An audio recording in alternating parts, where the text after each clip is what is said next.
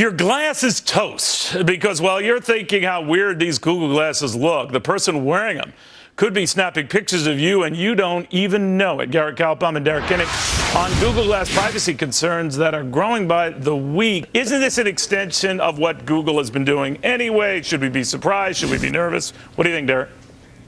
No, Neil, I don't think there's any surprise here at all. Keep in mind, this is well-intentioned technology, but it raises the question how much privacy is appropriate.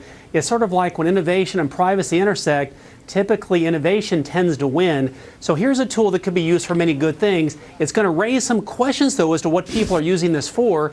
If you have an iPad or an iPhone and you take a picture, you can clearly see you're taking a picture. In this case here, that suspicion is really put on this device. So again, good for Google because it raises the question about it, but it also is going to bring attention to a product and a service and a company that's been doing very, very well, definitely consumer-centered right now. Meanwhile, guys, a strong start for Sony, but this is just the start of the video game war. 1 million PlayStation 4 have been sold in the last 24 hours. That's the latest PlayStation incarnation.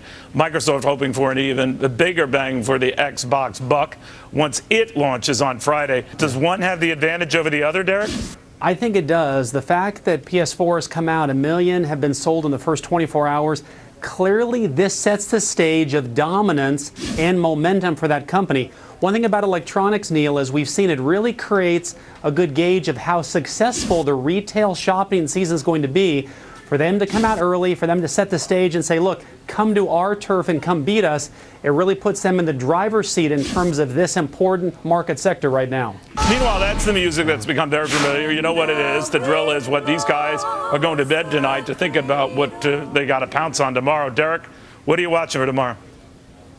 A lot of earnings numbers out tomorrow, Neil. Two that have caught my interest. First of all, Best Buy.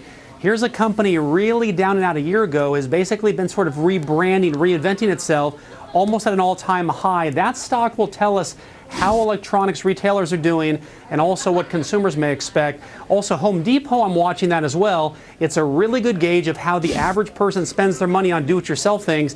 Those two stocks tend to be bellwether companies and can provide leadership for the market in the fourth quarter.